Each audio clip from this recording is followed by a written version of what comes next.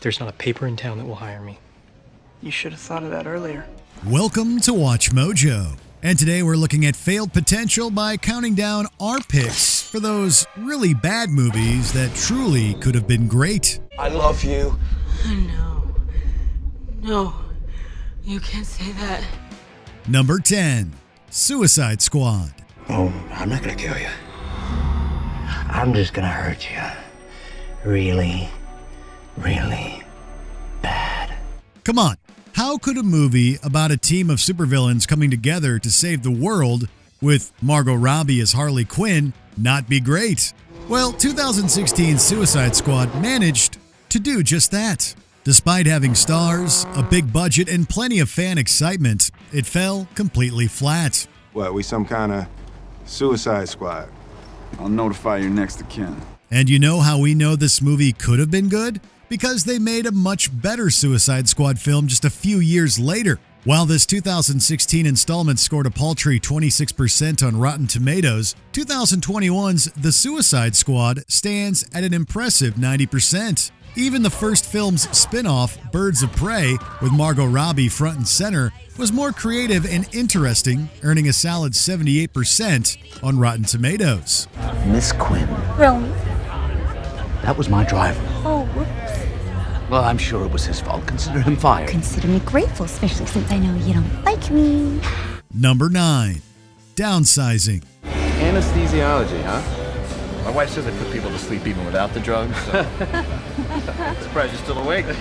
He uses that joke like twice a week. To make an excellent film, you pretty much need 3 key elements: great actors, a visionary director, and a fantastic original concept. 2017's Downsizing appeared to have all 3, with award-winning actor Matt Damon, award-winning director Alexander Payne, and a unique idea about a man shrinking himself to start life in a new experimental community. It's all pretty clear. I really wish you'd taken her first offer. I know. All right, well, you just step back a little. I want you to get hurt. However, this film, which should have been universally acclaimed, ended up polarizing both audiences and critics. While almost everyone praised the originality and ambitious ideas, opinions diverged on how effectively Payne brought those ideas to life. Is that a rose? Yeah. A real rose? Where'd you get a real rose? It's a new store, full-size flower mart. Number 8, Aragon. But it wasn't always like this, was it? There was a time when our land flourished without cruelty and fear. This one is pretty straightforward. Aragon should have been a good movie because it's based on a great book. Granted, we acknowledge that the history of cinematic adaptations of books is filled with failures, but that doesn't mean they all lack the potential to be great. In the case of Aragon, though, there was potential. Listen, they killed him, but they were after you. If we stay here, we're both dead. Now get on that horse. However, all of that was wiped away by a lazy screenplay that strayed so far away from its source material, it lost all the fantasy and awe that many readers came to love it for. Critics and diehard fans heavily panned the film after its release, resulting in the planned trilogy being canceled. I didn't ask for any of this. But you were chosen, nevertheless. A dragon will only hatch if it feels the presence of its rider. It'll wait forever if it has to.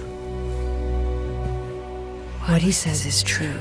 Number 7, The Black Dahlia. Dwight, was it you or them?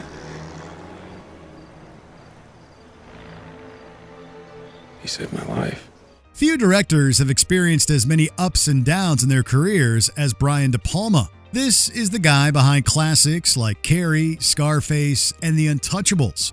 But he was also responsible for flops like The Bonfire of the Vanities, Snake Eyes, and, arguably his worst, The Black Dahlia. Well, that's a new one. Homicide. Let's try Elizabeth Short and Lorna Mertz. I know you knew them, so don't jerk me off, otherwise it's downtown and a whole lot of publicity. Based on one of the most infamous unsolved murders in U.S. history, this had the potential to be a great film noir under De Palma's direction. Unfortunately, a mediocre script and lackluster performances from stars like Josh Hartnett and Scarlett Johansson led to its downfall. Bobby DeWitt's probably in L.A. by now. We always said I'd be safe. You will be. Had the original director, David Fincher, remained on the project, it might have been as well received as the crime thriller he made instead, Zodiac. Number 6. Timeline. These are your personal markers. You wear them around your neck.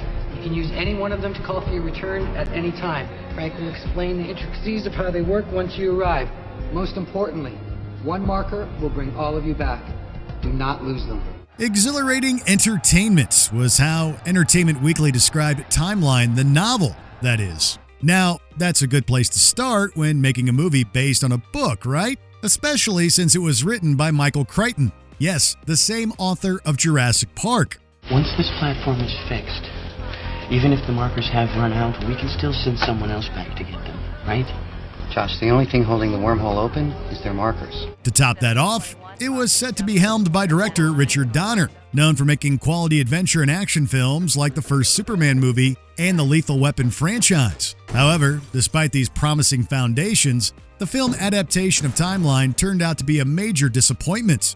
Not only did it end up with a 13% Rotten Tomatoes score and a C+ audience grade, it also lost nearly $50 million at the box office. Last time I saw him, he was running like hell with his marker for an open space. I was on the ground, 3 arrows in me. I used to be William Decker, ITC employee number 273. Number 5. Don't Worry, Darling.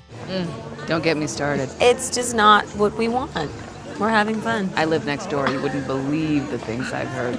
It's like they're on a perpetual honeymoon. Olivia Wilde's directorial debut was the highly praised 2019 film Booksmart. Following its success, anticipation grew for her next project, sparking a bidding war for what became 2022's Don't Worry, Darling. With Wilde as the director and acclaimed actress Florence Pugh in the lead, the film had a promising start. We're all here because we believe in the mission. Yes. We have jobs too that are just as important, just as vital. What we do at home, supporting them, taking care of them. Without that, they couldn't be out there changing the world. So, what went wrong? Well, in many of the reviews, Harry Styles' name comes up a lot, and not in a good way. While Shia LaBeouf was originally cast as the male lead, he was later fired, or quit depending on who you ask, and replaced with Styles. Critics described the singer and actor as outmatched, utterly and helplessly adrift, and the weak link. Would LaBeouf have saved the film? Guess we'll never know. Let's have a baby. What? Stop right now. Look, I love you. And I want more of you. Number 4. Tomorrowland. Oh, you little...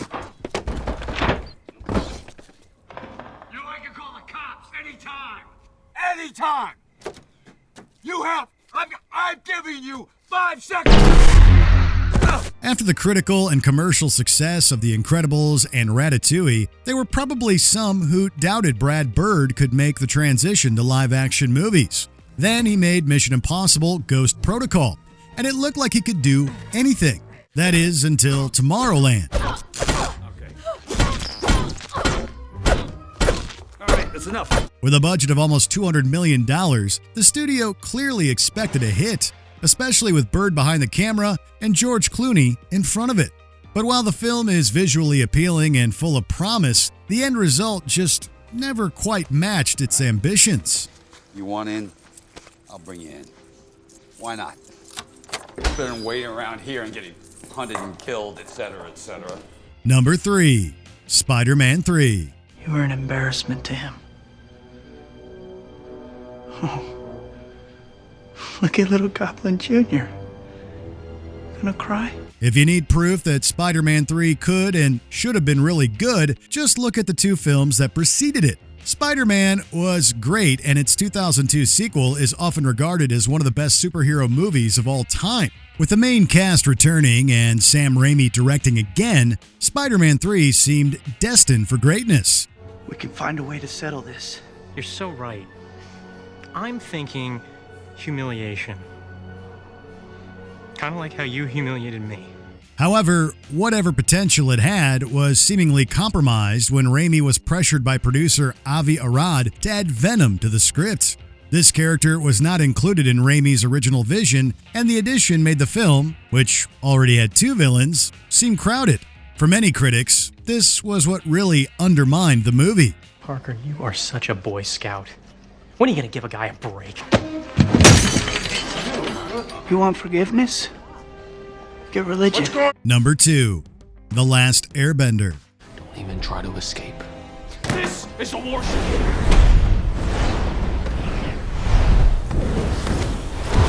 The guy who directed The Sixth Sense might not seem like an obvious choice to turn a beloved Nickelodeon fantasy action show into a movie, but that's exactly what production houses Paramount Pictures and Nickelodeon Movies decided to do. And hey, working with Emmy and Peabody award-winning source material surely puts a great movie within reach. You know, my grandma thinks because you're an airbender that you could be the Avatar. How much does a fire nation control? A lot of villages in the Earth Kingdom, like around here. But not only did Shyamalan not reach greatness, he went the other way and made what many have called one of the worst movies of all time. Similarly, the excellent Dragon Ball manga series was poorly adapted into the terrible 2009 movie Dragon Ball Evolution, another strong contender for the worst of all time title. What are you doing here, geeko? I'm just going to the party. Look, I was invited. I'm not looking for any trouble. Trouble found you, freak? Before we continue, be sure to subscribe to our channel and ring the bell to get notified about our latest videos. You have the option to be notified for occasional videos or all of them. If you're on your phone, make sure you go into your settings and switch on notifications. Number 1. Batman vs. Superman: Dawn of Justice. You're letting him kill Martha.